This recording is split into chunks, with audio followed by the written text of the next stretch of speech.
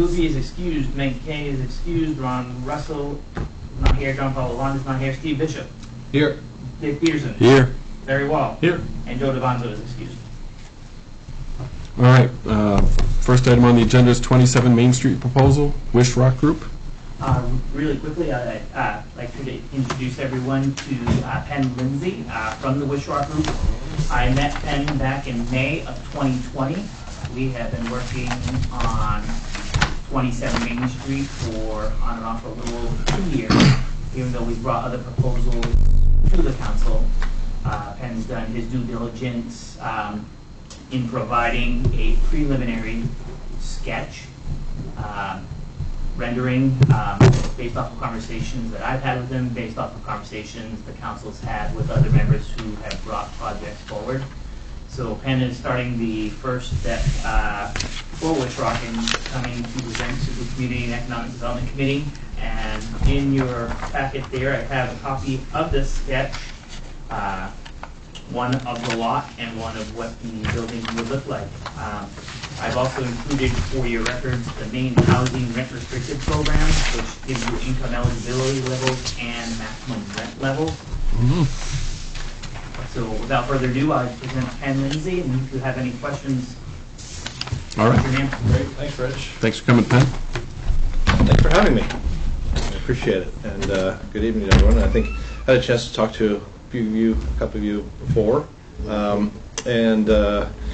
Yeah, I think hopefully this is just a little informal and a chance for you to ask me some questions. I want to, emphasize that this is very preliminary. And, as I said to Rich, you have to start the process somewhere. And so that process started, as Rich said, a couple of years ago now. And we tried to, put together a couple of different thoughts that they weren't quite working for the town or for us. And so I came back to Rich a few weeks ago and saw that the property was still available. And Rich explained what had come in front of the town council over the past couple of years and what some of the concerns were. And so what I tried to do was put together a very conceptual sketch that would address what the town needs, but also be viable financially. And I think we've got a proposal that could work, at least a starting point to discuss. So if it makes sense to you, what I was thinking I could do is just kind of walk you through what we've drawn, and then we can just kind of talk from there, open it up to questions and answers and what have you. So maybe start with the site plan. And what you'll see is the architect did a very conceptual sketch over top of the boundary survey to give you a sense for the for how a prospective building would fit on the lot. And what you have here is a sort of simple two-story rectangular building with frontage on Main Street. It does have two retail spaces that are 600 square feet each, and those are highlighted in red. You can also see that each of those retail spaces has sort of a sidewalk access to it, so it would connect to to the existing sidewalk. And then just outside of that, closer to the lot line, are the two curb cuts that would go into the parking areas. And pardon me, the idea is to have one parking space, off-site parking space, for each bedroom on site. And so right now, what we're proposing are 18 units, 12 of which are two bedrooms, 6 of which are one bedrooms, and enough parking so that each two bedroom would have two parking spaces, each one bedroom would have one parking space. And then as you look at this site plan, you'll see that most of the two bedrooms, the way the architect has them currently drawn, are along the back side of the building, and then the one bedrooms on the front side of the building. That's your first floor. And then when you go over to this second page, which has the elevation drawing, as well as the second floor plan, you'll see that they're mostly 2 bedrooms on the second floor with 2 1-bedrooms up there. And that gets you to your 18 in total. But it's a very simple building. We think simple but attractive, and would fit into the existing streetscape of Main Street in Bucksport. 2 stories with a gable roof, some dormers, and then the retail spaces on either end, which gives it a little bit of symmetry. And that's the design. So, happy to take any questions on kind of what we've drawn here. Again, real preliminary, but that's where we started. So with this, I mean, is there any possibility of storefronts all along Main Street? I mean, you don't have an elevator, so I assume you're trying to avoid that, correct? For cost purposes. That's correct. Yeah, but that was purposeful. Yeah. The elevators are expensive to install. They're expensive to maintain, and we're also trying to put sort of a reasonable number of units on the site. I think, in talking to Rich, some other proposals have come in with a lot more units, and that made the massing of the building quite large and didn't really fit in with the existing streetscape. So we avoided the elevator, kept the design pretty simple.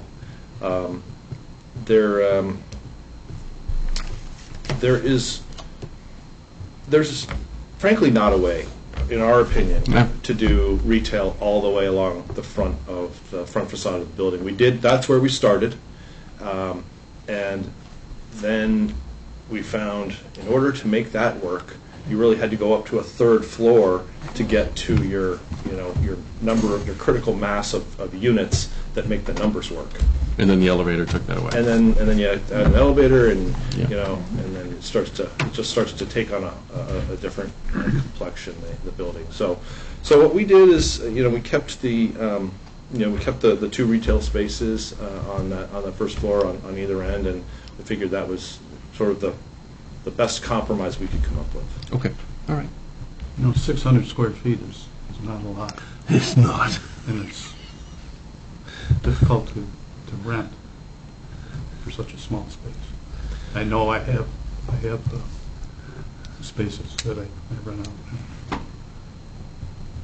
Do you think that could be, I mean, is that what your shop is, what the old variety is, what, 600?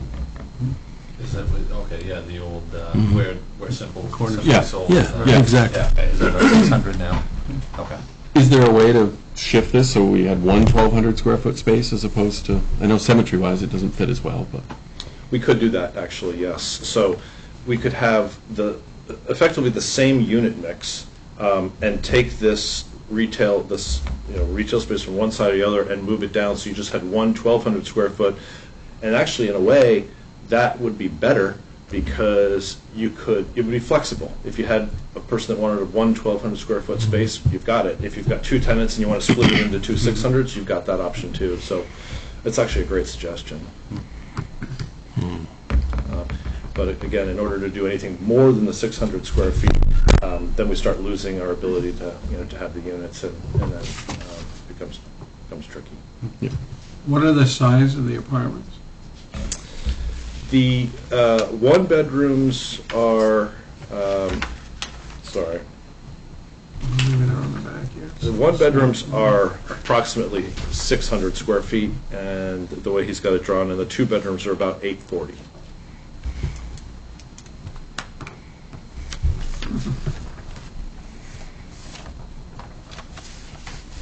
And with this concept, do you expect, we may have talked about this last week, but the, much of a retaining wall in back, or I would imagine you're trying to avoid that as much as possible. Yeah, we sure are. We'd love not to have a retaining wall. I do think that we're probably going to need retaining walls around the parking area, because as you see the way these are drawn, in order to get enough spaces to do the 1 space per bedroom, the parking areas pushed back beyond where the back wall of the building is. Yeah. And so I do expect some low retaining walls back there. Okay. But we're trying to minimize that as much as possible, for sure. Won't that kind of be determined by soil testing to find out what is in there? Absolutely, yeah. We'd have to do some geotechnical investigation and also just, just do some measurement about exactly how far back that parking's going to need to go. Yeah. But yeah, depending on soil compaction levels, we might have to do some other work. And there's also a little bit of a slope to the site, just generally, Yeah. which we have to work around that as well. Yeah. Well, this year, the first time since the 40s, when my grandfather first bought that place, my driveway is halfway to the neighbors. Go down the road. We've been getting a lot more hard rains Oh, no kidding. for some reason. Yeah, well, and that's an important consideration as well. Coming off that slope, we're gonna have to work out the drainage situation, and we honestly haven't given that any thought to this point. But it's not something that is unusual, and I think we can address that in the plan that we have. I love the way you set up the parking lots, that was great. Thank you. Yeah, that's a good plan. Mark would like to see more retail space, but it's gotta be profitable. Well, Yeah, I get that. Yes. I'm with it. I would love to see it in all stores. I would think more retail space would add more need for parking. Exactly. yeah, that's the other thing. Yeah, So, that's a problem. these retail spaces, we expect anyone that's coming to these spaces would be using street parking, and that all the off-street parking would be restricted and reserved for the residences. So you'd have signage and whatnot, just Exactly. indicating Yep. permit only kind of thing. Exactly. And does that give one parking space per one bedroom and two parking spaces per two bedroom? That's right. Yep. Do you have anticipated rents for this? We do, yes. So,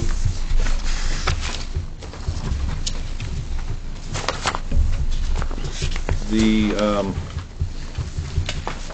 Maximum gross rent. there we go. The one-bedroom projected rent right now is $1,025, and the two-bedroom projected rent is $1,225. And as Rich said, the plan is to make these apartments income restricted for residents that would earn at or below 80% of the area median income. And there are published levels, which you have in front of you, which show what those restrictions are, both for income and also what those restrictions are for rents. So if you look at this sheet here, all the way toward the bottom in your Hancock County, you go to the 80% AMI.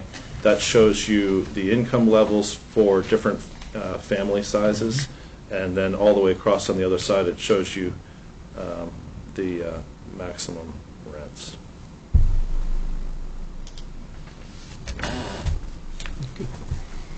Who would be managing the apartments? We would be. We, excuse me, we manage, self-manage, I should say, a small amount of our portfolio. Most of our portfolio is managed by third-party property managers. In this case, because the size of the building is so small, we would take this on ourselves and manage it. Where are your other properties located? We have properties in, gosh, I don't have the exact, but probably about 16 or 18 states right now, including Maine. And in Maine, our other properties are in Portland. Okay. And how are they doing? Properties? Yeah, I'm sure they're full. They are, for the most part, yeah. And what kind of problems have they had? I mean, I think, The same as everywhere. yeah, No, we're talking a different income, and my experience down at Saco tells me that we have to ask these questions. no, it's a fair question, absolutely. We have had very, good success with managing our properties, and, one of the things that we do is we have screening criteria that we go through before we end up finalizing a prospective tenant. And generally, that gets us the kind of tenancy that we need. And we also have to keep a close eye, and if there are issues, then we have to be able to, we're ready and willing to take action and make an eviction. So.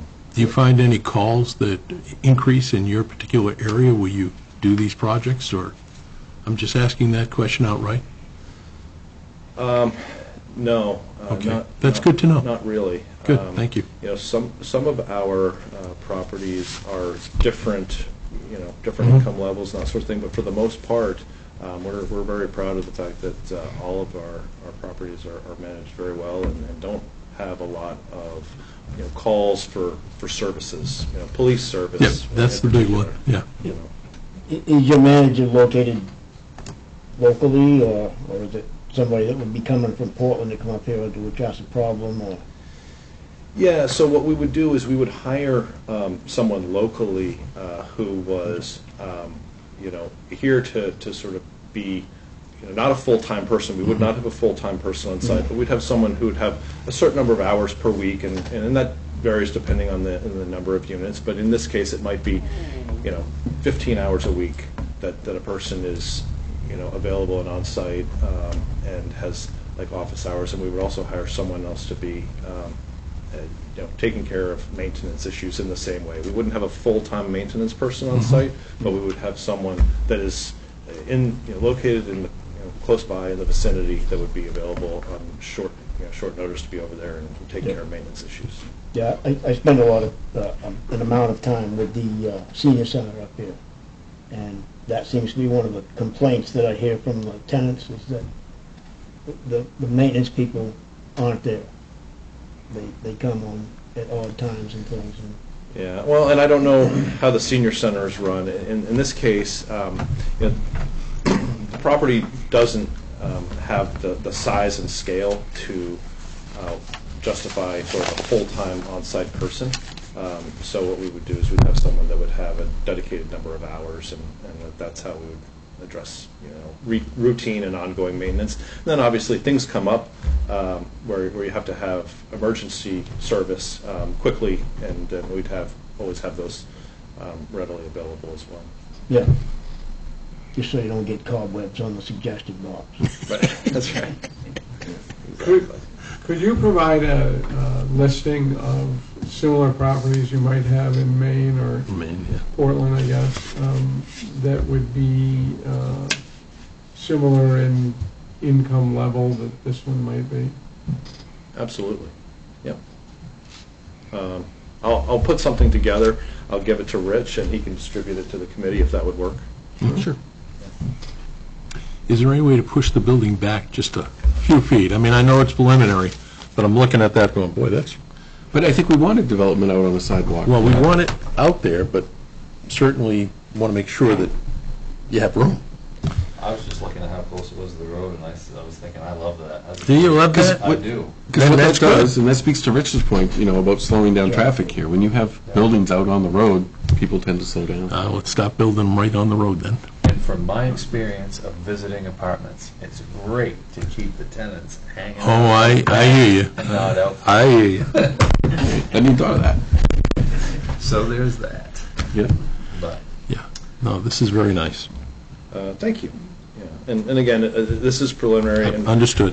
we've got, we've got a long way to go with, making applications to Maine Housing and getting, awards that we would need for Maine Housing. But, as I mentioned when we first got here, we've got to start somewhere, and so that's what we're trying to do. So at this point, you've submitted an application to Maine We have Housing? not yet submitted an But you will application. shortly. Yes, that's right. And what's the timeline with them? When do they make those awards? Well, they don't tell us exactly. I know that this has been a very popular program, one which we're applying for, and they actually are, at a point now where I think they are fully subscribed.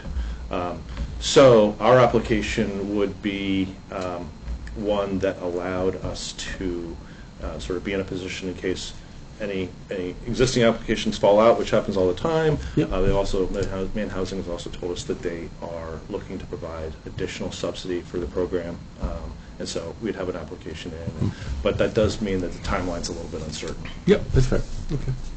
Could you give us just a brief description of the one that you're actually would apply for?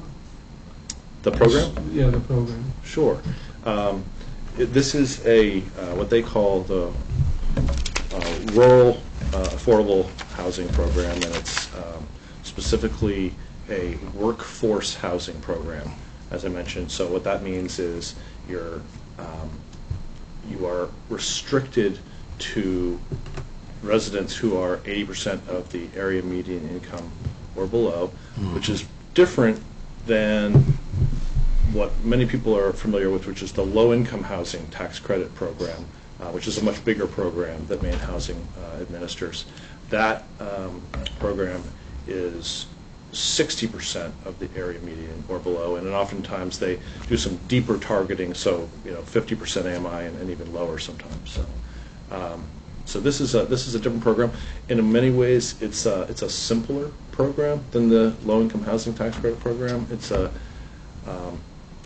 simpler application than the low income, and so for that reason I think it's very attractive, and that's why one of the reasons why they're getting a lot of positive feedback on the program and getting as many applications as they seem to be getting.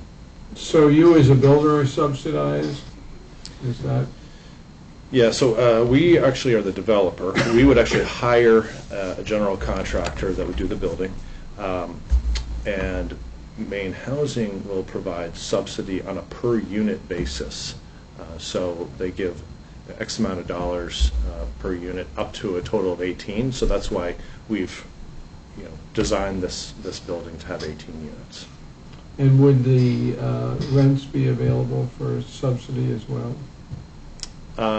No, so they don't subsidize the rents, No. but they do cap the rent. The rents Yeah, are yeah. capped. So that's how they get to the to the rental restrictive nature of the program. And is there an length of ownership requirement for the developer?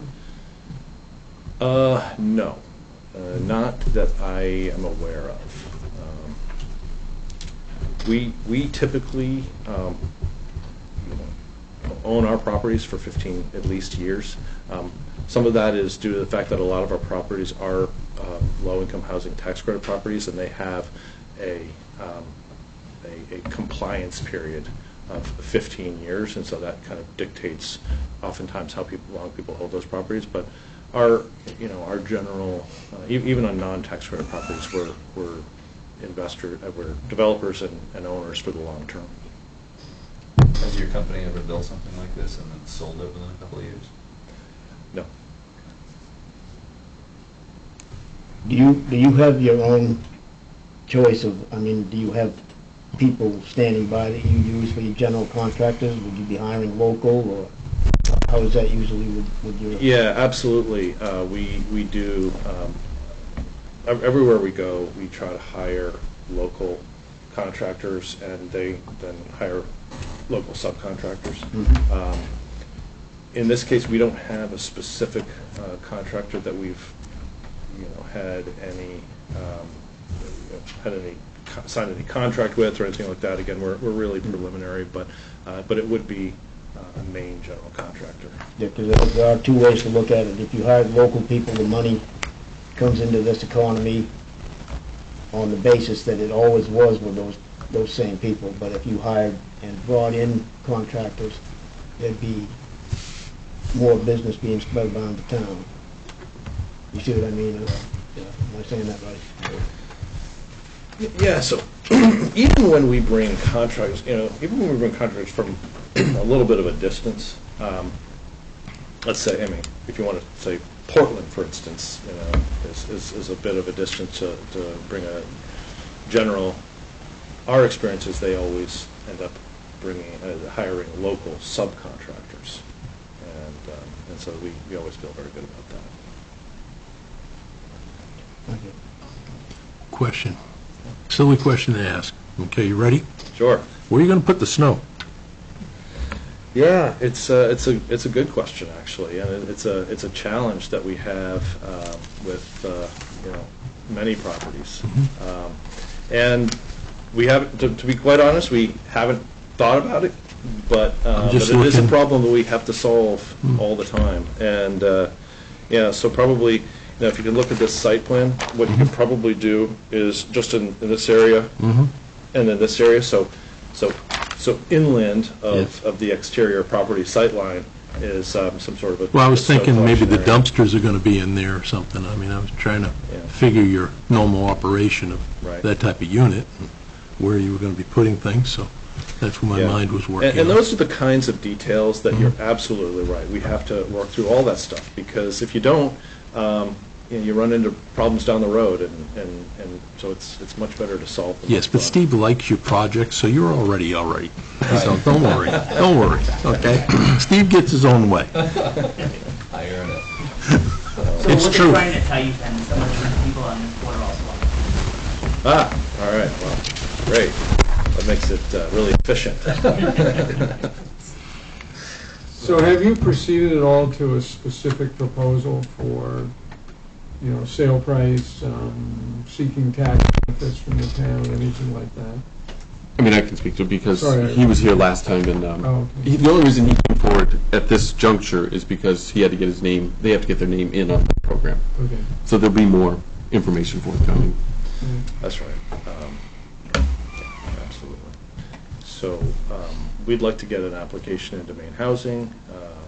We asked for a letter of interest at the town council meeting last week, which was approved through the vote.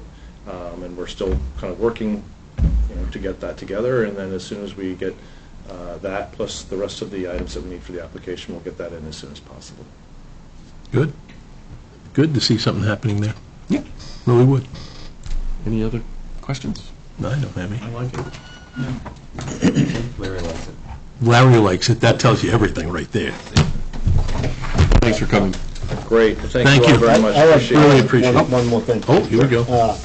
You're asking for a tip on this. That's correct. You told us at the last meeting. I didn't hear you say it today. I just was making sure the rest of these people were aware of it. I don't like tips, but, well, sometimes you gotta.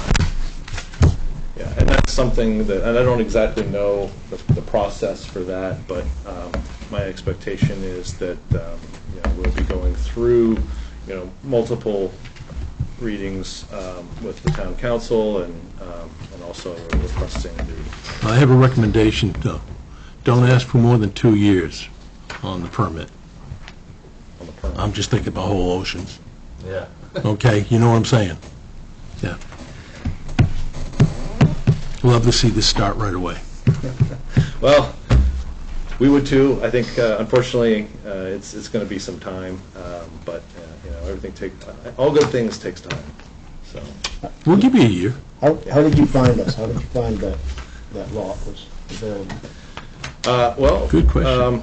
Rich, I was put in contact with Rich, and we sat down, and he one day I just came to Bucksport and got in the car with Rich, and he drove me around town, and he showed me everything that was going on here, and told me all the great things that were happening in Bucksport, and I saw some of the new industry, and I saw some vacant, and I saw some buildings that were for sale, and we just kind of talked through everything.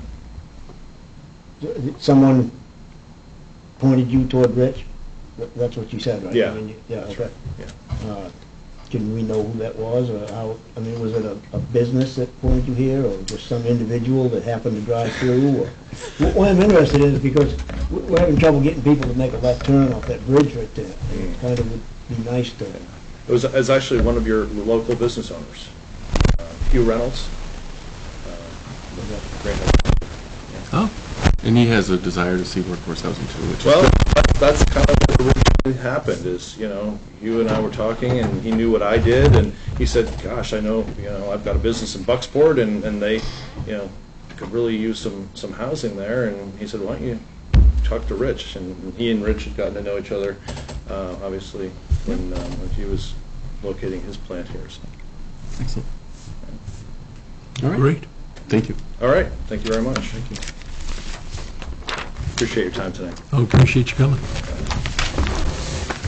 So next item on the agenda is review of submitted taglines. Good luck. Yeah, Rich, do you have any things to add? So as you can see, it's roughly 2 pages. I included the current tagline, which wasn't submitted. Now I'm not sure, just because we don't have it. But a lot of these came from a lot of different folks, either reaching out directly to myself, getting them published in the Bucksport Enterprise, while we were working on the website, Poet Laureate, local business owners. There's a good mix of folks, people from away, people who live here growing up, still follow Bucksport. So it's a good mix of folks who had some input to each of these taglines.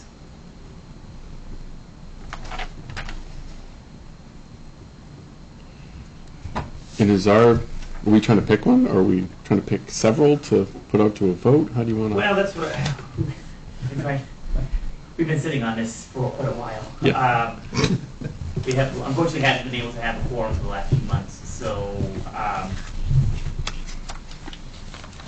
I'm not sure if anyone's had a chance to, because I know these were emailed out in advance. If anyone had anything that jumped out at them, they wanted to do a vote process, take it up at the next meeting when more people are here, whatever the pleasure of the committee is.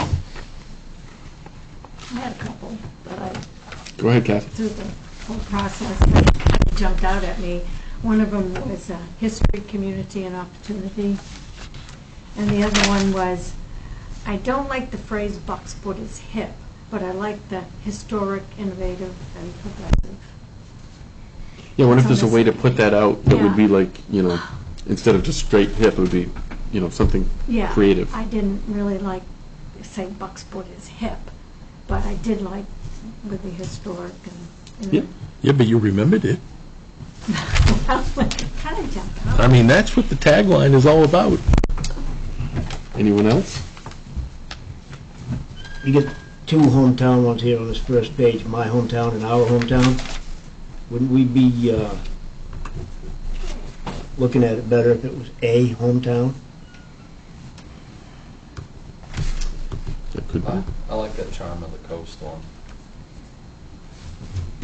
Feel like you were trying to track a pit stop on the way to Bar Harbor. That type of publication tagged on to what Larry mentioned a couple meetings ago. I think so. I like that too, but I've been to Searsport, so I know the difference.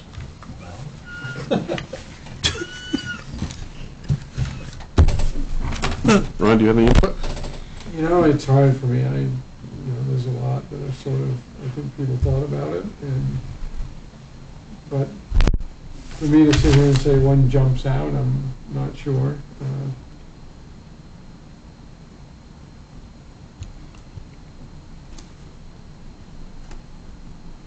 Jennifer Osborne from the Ellsworth Americans in the house, and she had one she liked. What do you have, Jennifer? I can pull it, I can't remember either. Yeah. I guess I should have known before I knew you. Yeah, should have. Real name. Real? Well, I could agree with that too, Jennifer. Yeah, I kind of like that. I agree. Is that on here? I don't. It's Second page, Bucksport, halfway real down. name, yeah. Yeah, I would. Oh, yeah. Oh, Okay. Right above Bucksport's hip.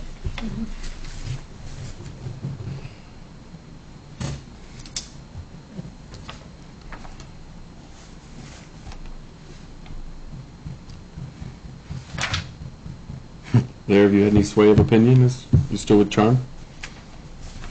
Well, I have several on here, so. Do you have a favorite of your own? Well, I still like Charming, but I also like a discovery by chance, a destination by choice. Mm-hmm.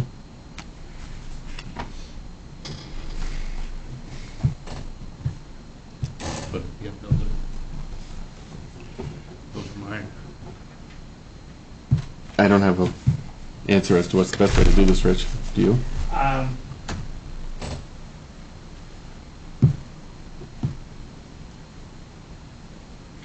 When you pick a tagline, it's not something that you pick today and it goes away tomorrow. So you want it to be authentic, you want it to be true, you want it to mean something. What's Bucksport mean to you? Right? It's different than your brand, because brand, that's what people see you as, right? And the tagline is what, rich in heritage, looking to the future. And when that video was made, and I'm not sure how many of you were around for that video, I can get my hands on the CD version of that. But when they came up with that tagline, you see rich in heritage, looking to the future. You see it in action. I still think it works today. I do too. I think with the mill closure and the way this community didn't let that sink, I think history, community, and opportunity speaks loudly. Because that mill site had history. It was a shipyard. It was a tannery. It was a mill. It's going to be aquaculture and Maine Maritime Academy and a power plant. The community came together. The community comes together. The community volunteers together. The community looks out for each other. There's opportunity here to live, to work, to play, to go by the bay, to work in the industrial park, to build, to develop. We are a charming community. What's that mean? Tourism's picked up a little bit here. If you've seen or heard numbers, Bar Harbor's numbers are down. I'm not going to compare it to Bar Harbor. We're not Bar Harbor, right? I don't know I don't why. think we want to be. I don't know why that is. I don't know if people aren't spending as much. I don't know if gas prices. I don't know if it's got to make reservations, can't go to the park, so I'm not going, right? So there's lots of different things in there, but we are a charming community. There's something about Bucksport that continues to bring people here, that gets people to vote for it to be the U.S. small coastal best town, for the 1999 ticket town of the year. There is a charm. You just don't vote for somebody because somebody says vote for me. Maybe they do, but there's a charm about Bucksport that rings through, whether it's through our community, our groups, the events, people who live there their whole lives, the people who move here try to make this place better. A hometown. It is a hometown. Well, it's a real town, which kind of speaks to that real Maine. Yeah, and real Maine. What is real Maine? I grew up in Rhode Island. It's not a secret. Bucksport's the place I've lived the most of any town or city in my life, even here in Maine and even growing up in Rhode Island. So, my examples of Maine, this is real Maine. Hard-working, blue-collar people who work for the future and the history of this town. And our summer and winters don't change. It's not like Bar Harbor where there's such an influx and then in the winter there's nothing. It's true, and that's the difference between us and Camden and Blue Hill and Bar Harbor and Cascade. We don't have the influx of summer people. We are Bucksport. We are what we are. There are some people who do go to Florida, some, but that doesn't base our economy. The tourists don't come in waves like they do in those other cities. They don't turn left at the light like they do there. But I'll tell you, there are a lot more people coming here than people realize, and I like to attribute a lot of that to that article at the U.S. Small Coastal Town. Not the signs that we did, those right, but there's something that's drawing people here. And what is that? My folks are coming up the first week of August. Ron knows this. They couldn't even find a hotel. All right, we've got 2 hotels, right? But they can even find a hotel the very first day that they're coming. So we are really, it's hard for me to pick because I love all these, our poet laureate, but Bucksport works. Well, Bucksport does work. We're a hard-working community who works in collaboration with others to see the job get done. People work here, they have strong work ethic, and if I could, I'd take them all. You're not giving us a clear path. Yeah. No, the clear No, path I think I'm- he's giving us is number one. It's tough because it means something For now. different to everyone. Maybe what we'll do is I'll show you that video at our next meeting, and you can see what I mean when I said, when that last committee Right. chose Richard Heritage Looking to the Future, you see it, you felt it. That video spoke volumes to it. And it was before I was here. Matter of fact, I think I was still in college and touring this Bucksport paper mill when it was Champion International for my Costa County project. It was way back then. You'll notice people who aren't with us anymore. I think that might help. I think that might help. I'm receptive to that. Yeah, I'd love to see it. Yeah, why don't we I'll table make this that till, happen. I'll make that happen at the next meeting. And in the meantime, if folks would like to get a head start and maybe choose a couple and three, we can. should we have everybody just submit their best 5 to you? They can Yeah, I was submit going it to to me. suggest maybe the top 10. for Top you. 10 for each of us, Yeah. and submit it back to Rich and see if we Okay. can whittle that down. And before I share the results with you, I'll show you the video Okay. and see if you feel the same thing I did. And again, I didn't grow up here. I wasn't here. Didn't know any of the people in the video. But It's a great video. it is I a don't- great video. I I've didn't have never seen VHS. it. I'm gonna get the. I'm gonna get a DVD copy so we. A CD copy so we can play it on there. What year was Okay. it made? Must have been in the Hold on one 90s, second. wasn't I it? have it. I wasn't I have around. the VHS. I think we're pretty practical too, and we might save some money, so it might be a good point for us. I've always liked Rich and Heritage, Looking to the Future. Yeah. Yeah. I That would would make too. it very easy. Yep. Keep it. Let's keep it. It's better than Castine, where I live, fighting about everything. That sort of should be their tagline. We've been fighting since the British were here. Right, yeah. And then their big celebration is a French thing. I never quite got that. Yeah, yeah. Which they just had. All that, the boat last year.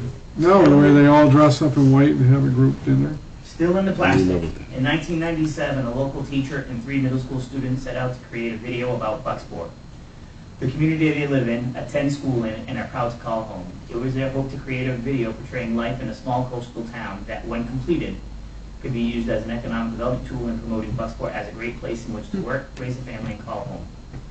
These remarkable students have created a video which provides the viewer a most detailed perspective on Bucksport's rich history, a description of the area's attributes, and insight into Bucksport's plans for the future. In putting this video together, the students worked approximately 18 months writing the script, shooting some 18 hours of audio and video footage, and countless hours in editing to achieve their final product. A wonderfully descriptive video of life in Bucksport, rich in history, looking to the future. So this was 1997. Great. Yeah, I'd like I to will see have a that. digital copy for the next meeting. And that wasn't easy back then. There was no That's what I iMovie was and that thinking. kind of stuff. Yeah, yeah. So that was a project. Okay, so we'll move on from this. Okay. Item 4 is new business. Any? I got a couple of things. Go ahead over there first. Go ahead, Dan. No? Okay. First thing is, I wanted to bring up the last time. You know, we're coming into winter at some point. Right now, we can't believe it. And I just want to make sure that Bucksport is looking out for the future for the folks here in town, or in Bucksport, for the oil and gas, and what's it going to cost, and are we going to be concerned about people, you know, not being as warm as they should this winter? I'm not sure. I just thought it should be a question that we should ask. You know, it's more of a, put it out there and see what comes back here, but I would think the town's going to be hit with more requests than they have in the past, and I'm not sure whether the, wish you folks would know, you're on the council, is the council thinking in those terms? I mean, Jim's proposal's still bouncing around as far as home improvements, but there's been no discussion around anything specific to heating a home. But, you know, energy improvements might be beneficial this winter as well, whether they're, insert storm windows or... Yeah, and I don't know all the programs that may be available to folks, and maybe there's a way to get that word out. So I'm just thinking about what's going to happen. Yeah, are you aware of the insert program that they have done in Camden for years? I am aware of it, and It's pretty remarkable, really, how many houses they've done, and they don't really ask for payment. It's sort of a pay if you can. Yeah. They think, it started out of a church down there. And I've seen them. It's very cool. I mean, It helps a lot, I believe. yeah, they fit unbelievably tight. They're easy. They come in and do it. It's fairly simple. I don't think they invested a ton of money, and people pay as they can. And I think anybody can ask. Well, and there's a new person at Habitat for Humanity out of Hancock County now, and I believe she's trying to work on that as well.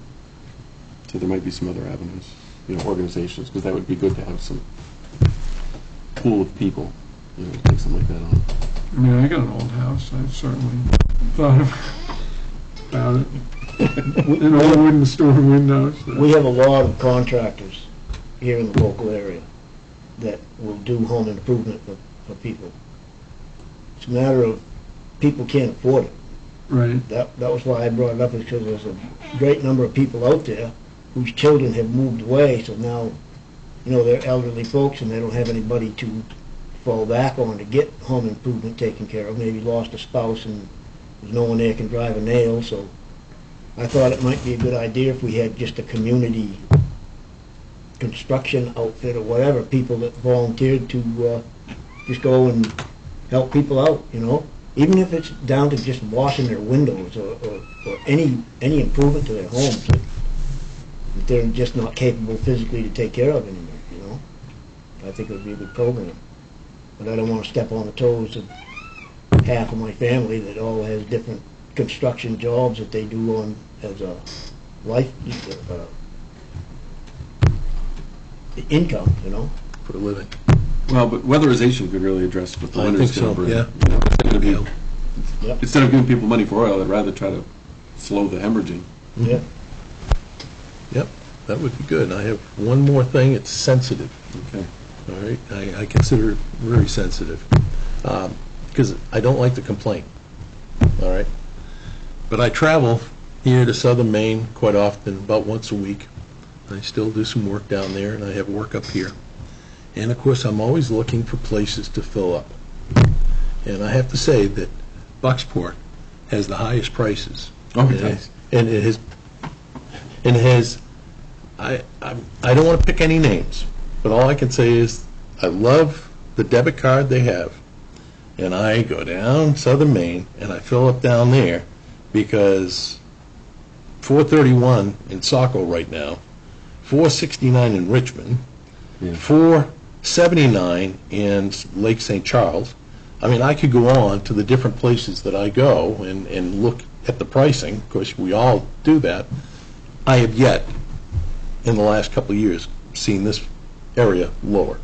And I just wanted to mention that and ask the question. I don't understand why, but, and of course, it is competition, and I realize that, but I'd love to see somebody say, hey, how come it's always higher here? Oh, a lot of people do. That's been a question for years. Decades, I almost. Have you gone to the source and asked them? I went into the store one time and said, how come your prices are so high? He says, I don't set them. They come in the morning. I said, okay, thanks for the info. Yeah, I would probably suggest you go a little higher up the food chain. Well, I didn't want to, like I said, I really, Bucksport, we moved here 6 years ago, and one of the reasons we moved here, it's such a positive attitude, okay? Everybody here has been just reach out and help you. You know what I'm saying? And I got to tell you, that used to be down in southern Maine a little bit more, and it's a little less now. And up here, we still have it. And I feel bad about even bringing it up. Well, maybe it's a little bit more of you get what you pay for up here. And So there, I'm not done. such a bad thing. I don't want to. That's done. I'm done on that one. Okay. Larry, did you have some business as well? Okay. Anyone else? We're in new business. Correct. Well, I don't know if the Economic Development Committee could do much for me, but I have a road that was abandoned that runs across my property. And this gentleman, Kurt, he bought the dam lot on Thurston's Pond. And in order to access his property, he asked if he could come across my property, take the Grist Mill Road, and go across and cross my property again to get into the dam. Well, originally, when the dam was built, Eastern Fine Paper owned it, and they got an easement across my property to get to the dam. Now, the upper part of the road was abandoned in the 80s. Officially, the town abandoned it. Now, my grandfather bought the place in '45, and the road has never been worked on by the town during all that time, since '45 to now. They've never done nothing on the road. The only improvements that's ever been done is different people that were cutting wood in various lots down below me or on my lot. And now I have a neighbor who thinks that road, now that these people have done all the improvement work to it, this guy thinks that he has access now and can use that road to cross my property and continue on down to his camp, which is on the other end, which is not really connected from my end to Jacob Buck's Pond. And when he bought his camp, he came in from the Jacob Buck's Pond way and used the road that the original owner had put in there that comes down and goes along the backside of Thurston's Pond. And anyway, I would just assume he wouldn't cross my property. I mean, if he goes on my property hunting, I'm liable for any injuries that are caused to him. That's the way the state has that set up. This abandoned road thing, they didn't abandon the right-of-way through there. All they abandoned was the road. They know, so now the town doesn't have to work on it, but it still has, people still have the right to access properties down in there. So anyway, I realize that it's not really a business that the Economic Development Committee should be messing with, but, you know, I mean, I just assumed something would happen on a town level that. But I don't think there's anything, if we've abandoned the road, I'm not sure, I mean, those easements were in place anyway, you're saying, right? Jim, are they landlocked if they don't use that? No. No, because they accessed their camp for many years until this guy came and did all the repair work on the road, enough so that it's passable, Yeah. and he can get his camper in and out of there without damaging it. Yeah. So this guy just right out of nowhere, without asking my permission to cross my property or anything, he went to the police station first and complained to them that I had blocked the road because I left my tractor parked in it one time. A little message, huh? And then he came to the town office If it's your property, you can and do made whatever his you want. complaint. Well, if there's an easement, Steve, You know, wouldn't you believe that was the if there's an case? easement, If it's that old. and there may be an avenue, I mean, this isn't economic development at all, but there may be an avenue to talk to an attorney about, they abandoned that easement because nobody used it for 50 years. Yep, it's been abandoned. You know, that's your avenue. I don't And no improvements have been made. I have seen the paperwork, Of abandonment. yeah, when the council had their meeting, the minutes of the meeting says that it was one of the roads that got abandoned. They abandoned a bunch of them, the Upper Long Pond Road, and so on. So I just want to get this guy off my property. You know? I think you got to talk to an attorney about somebody who, Well, Sue called me. Oh, no, she messaged me. So I called her back Friday morning, and we talked about it, and she says that she's going to look into the possibility of getting that road, the right-of-way lifted from that road, just like if it was a discontinued road. And that's I what don't you know enough of want. this. So. Yes, Yeah, I just, understand discontinued versus abandoned. I know it's come up before, but I. One of them, I think they revert to a butters. Correct. Right. But I don't remember which one. I don't recall which one. That might be discontinued. Is it a deeded right-of-way? Does that guy have a deeded right away in his deed? He does, but it doesn't go the way he's trying to go now. See, when I bought the property down there, I assumed originally, before I found out, that I was supposed to go to Jacob Buck Pond Way, like everybody else that owns property down there is supposed to go. Mm-hmm. And then I was in shock when I found out, no, the right-of-way, I go through Jim's, I'm the only one that goes through Jim's yard to go down to my property that's down near theirs. Yes, Everybody I- else in their deed has to go through it's supposed to go through the Jacob Pond. Well, then it sounds like you're the only one with a right of way. Right, I mean, the title search would bear that out. Well, Who has the right of way. the- the town allows the right of What's way. that? They allow the right of Well, way. not him. What? The town doesn't allow him. His right of way is in his deed, correct? Yeah. I Yeah. don't know what, I haven't read his deed, I mean, but that's what He he's, came I mean, to that's me what you're after saying. I that haven't seen it before. either, but. you know. So this isn't the Morrison Road, is this like up your driveway, that Well, road? Is that what you're talking Morrison about? Road goes for miles up to my grandfather's original farmhouse. Yeah, And the Gullies Road runs from the Tard Road down below my present driveway, Oh, where that hippie house is? right straight up, Where that hippie house is there, that single shed roof house? single shed roof house. You know, the old 70s roofs. Oh, no, that's my brother's place. Oh, okay. He The owns the hippie's other- house, huh? He owns the rest of the Okay. farm. I mean, he sounds like an attorney or, you know, It's a There was hill. a lot of house stuff like out there this. several years ago with a lot of landowner and right-of-way stuff out on the Thurston Pond. Historic innovation. everybody thought they had Progressive. access, but didn't have Are they? deed. Right, Mud Pond and Thurston Pond, that was a train wreck, so. Yeah, well, the only road from that side into Mud Pond crosses me down at the bottom end of my property, and it's called the Oxford.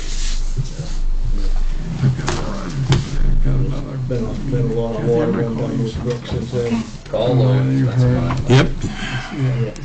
I should shoot. Save something to pay the roof, this guy. Yeah, I'm coming to planning board, so, But I'm gonna call you. yes, I am. Okay. To wrap Have a things up, smile. Any other new business here? Are we good? I really need it. 949. I think we're good. 3593. Next item, proposed schedule, next meeting, Monday, August 15th. Ron, can you do the 15th? Ron? Yeah. August 15th. yeah, we typically meet the second Monday. My folks haven't been up to Maine since before COVID, and they're actually coming up, and we'll be here the 8th, the night we would normally have a meeting. So I'm just asking if you guys mind if we push that. Nope.